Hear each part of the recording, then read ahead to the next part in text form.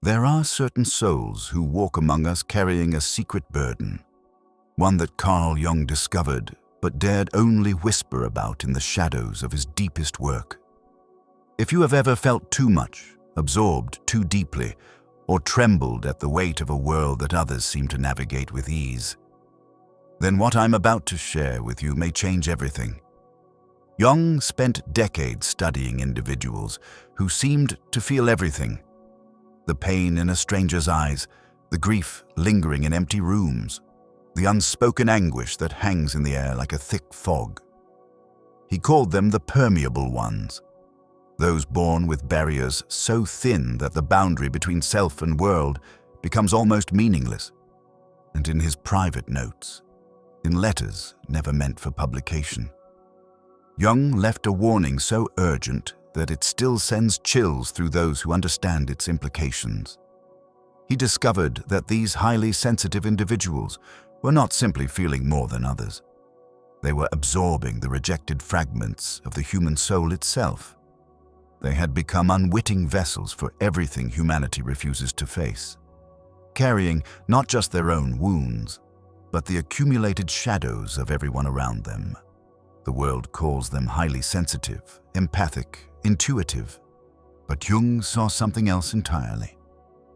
He saw individuals standing at the edge of a psychological precipice, blessed with extraordinary perception, yet cursed with a danger most will never recognize.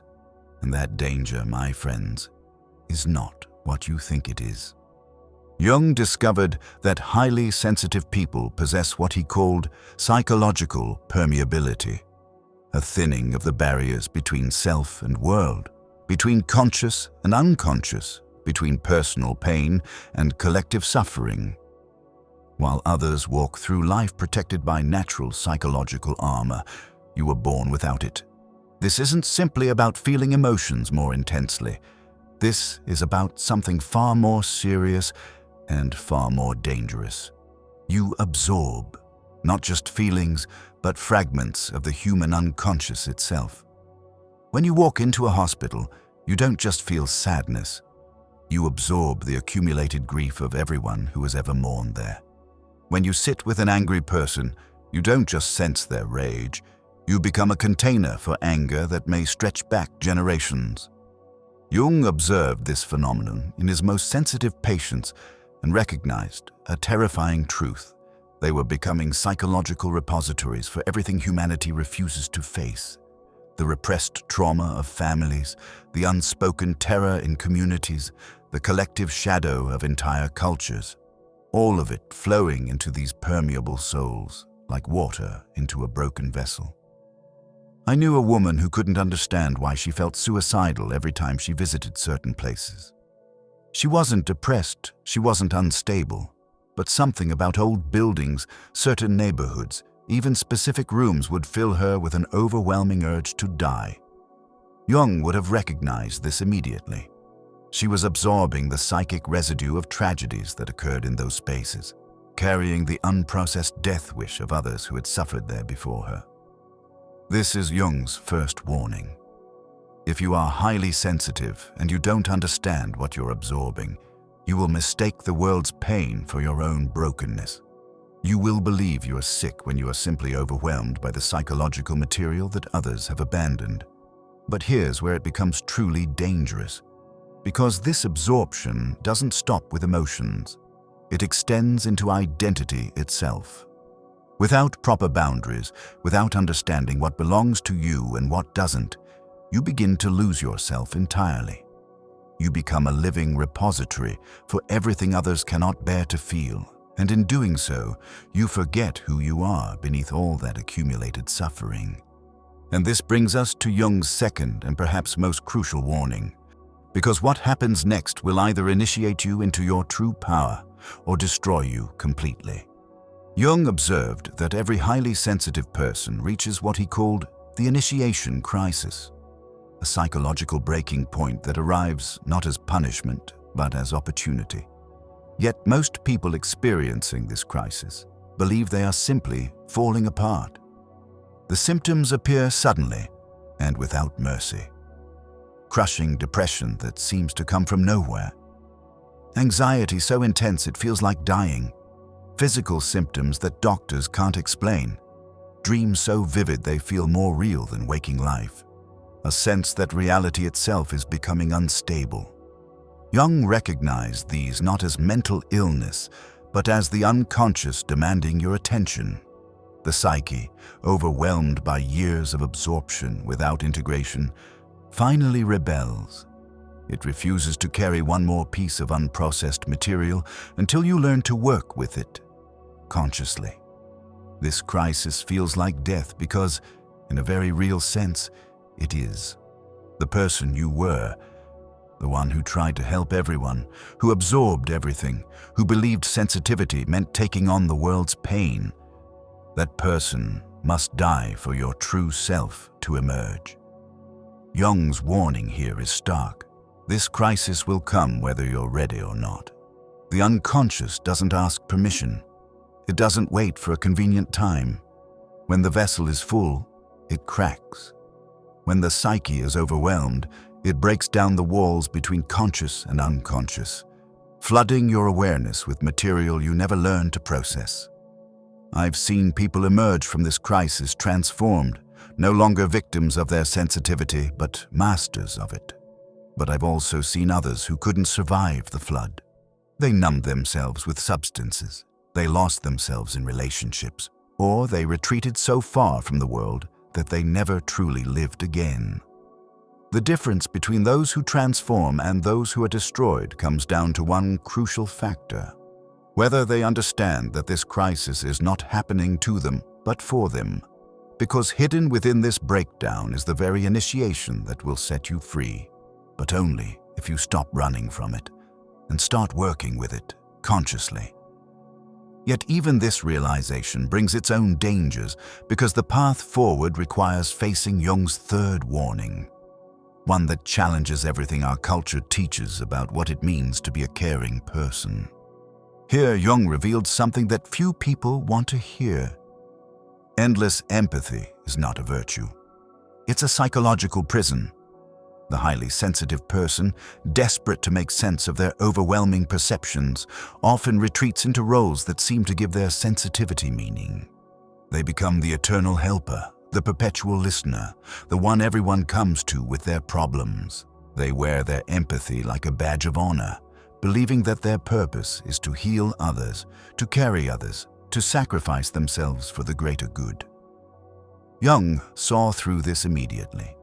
He recognized it as the ego's attempt to manage an overwhelming gift by turning it into a social function. But here's his warning. When you make your sensitivity about serving others, you avoid the real work it demands, the development of your own soul. The helper role becomes a sophisticated form of avoidance. Instead of learning to process what you absorb, you convince yourself that absorption itself is your gift. Instead of developing boundaries, you tell yourself that boundaries would diminish your capacity to love. Instead of individuation, you choose dissolution. Jung worked with countless individuals trapped in this pattern. They came to him exhausted, resentful, confused about why their gift felt like a burden. And he had to tell them something they didn't want to hear. You are not here to carry others. You are here to witness them. The difference is profound. Carrying means taking responsibility for another's emotional state, trying to fix their pain, absorbing their darkness so they don't have to feel it. Witnessing means seeing their truth fully while maintaining your own center, offering presence without losing yourself in their experience. This shift from carrying to witnessing requires developing what Jung called psychological sovereignty. The ability to be deeply present with others without merging with their reality. It means learning to feel without absorbing, to care without carrying, to love without losing yourself. But this transition brings its own crisis. When you stop being the eternal helper, when you set boundaries around your empathy, some people will not understand. They may accuse you of becoming cold, of losing your compassion, of abandoning your gift. Jung's warning is clear. You must choose between being loved for what you do for others and being true to what you came here to become. You cannot have both, and this choice becomes even more complex when you realize that your sensitivity isn't just about human relationships. It's about forces far more ancient and powerful than most people ever encounter. If this is resonating with you, if you're recognizing yourself in these patterns, consider subscribing to the channel to join others who are walking this path of conscious sensitivity. Now, let's get back to the video. Jung's fourth warning ventures into territory that modern psychology barely acknowledges. Highly sensitive people are naturally more susceptible to what he called archetypal possession. The archetypes, those universal patterns of human experience that Jung discovered in the collective unconscious, don't just influence sensitive individuals. They can take them over entirely. You might find yourself compulsively drawn to healing others, unable to stop even when it's destroying you. This isn't just empathy. It's the wounded healer archetype possessing your personality. Or you might become the eternal victim, so identified with suffering that you can't imagine who you'd be without pain. Perhaps you're gripped by the savior complex, believing it's your destiny to rescue everyone around you. Jung observed that sensitive people, because of their permeability to unconscious material, become natural vessels for these archetypal energies. But without conscious relationship to these forces, they don't channel them, they become consumed by them.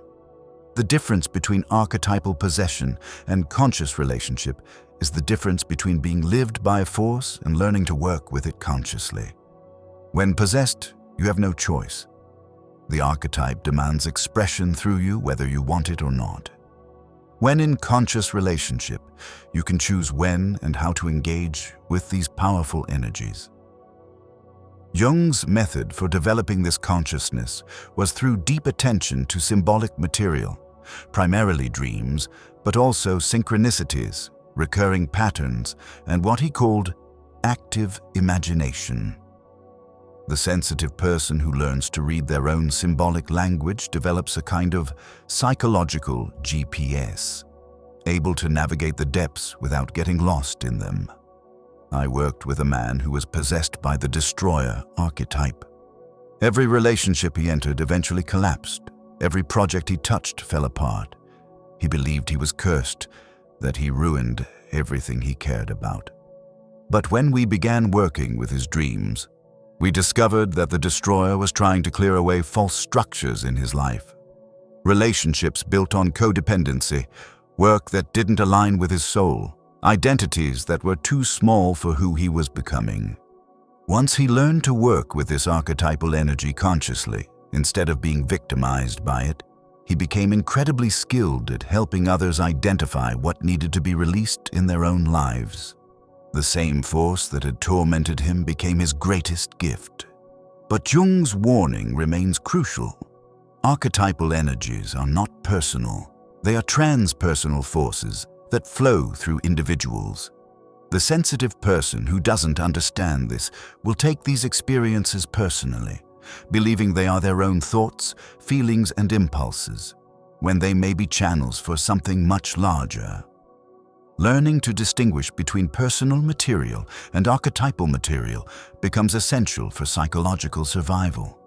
And this skill becomes even more critical as you face Jung's final warning, perhaps the most challenging of all. Jung's final warning for highly sensitive people addresses the ultimate paradox of psychological development.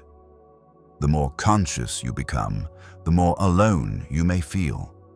As you learn to work with your sensitivity consciously, as you develop boundaries and stop absorbing everything around you, as you begin to relate to archetypal forces without being possessed by them, something unexpected happens. You start to feel profoundly isolated. The world that once overwhelmed you with its intensity now seems strangely flat. Conversations that once drew you in now feel superficial. People who used to depend on your endless empathy may drift away, uncomfortable with your new boundaries.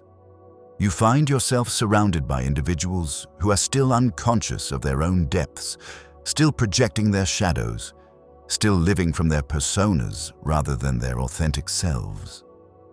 This isolation is not punishment, it's initiation. Jung understood that consciousness is inherently lonely because so few people are willing to do the inner work required to meet you at the depth where you now live. The temptation at this stage is enormous.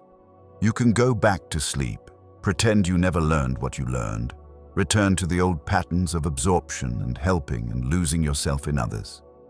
Many people do exactly this, choosing the familiar suffering of unconscious sensitivity over the unfamiliar challenge of conscious solitude. But Jung's final warning contains a promise. If you can bear this loneliness, if you can resist the urge to fall back asleep or retreat from the world entirely, something extraordinary begins to happen. You discover that your presence itself becomes transformative, not because you're trying to help or heal or fix anyone, but because you've learned to inhabit your own authenticity so fully that others can feel the possibility of their own wholeness in your presence. You become what Jung called a symbolic person, someone whose very existence points toward possibilities that others had forgotten were available. Your sensitivity, no longer a burden to be managed or a gift to be given away, becomes a form of embodied wisdom. The highly sensitive person who completes this journey doesn't return to the world as a helper or a healer or a victim. They return as themselves, fully individuated, psychologically sovereign, rooted in their own truth, yet available to witness and reflect the truth in others. This is Jung's ultimate message for sensitive souls. Your sensitivity was never meant to serve others first. It was meant to serve your own individuation, your own becoming, your own journey toward wholeness. And paradoxically, it's only when you honor this that your sensitivity becomes truly beneficial to the world. Because a sensitive person who has learned to navigate their own depths, who has faced their own shadows, who has developed conscious relationship with archetypal forces and psychological sovereignty, such a person becomes a mirror in which others can glimpse their own forgotten possibilities. You are not here to carry the world's pain. You are here to show the world that pain can be transformed into wisdom, that sensitivity can become strength, and that the very qualities that once made you feel broken can become the foundation of an unshakable wholeness. Jung's warnings were never meant to frighten you away from your sensitivity. They were meant to guide you toward conscious relationship with it, so that this extraordinary gift might serve not just others, but the deepest truth of who you are. The path is not easy, but it is yours. And in walking it consciously, you become not just a highly sensitive person, but a fully awakened human being.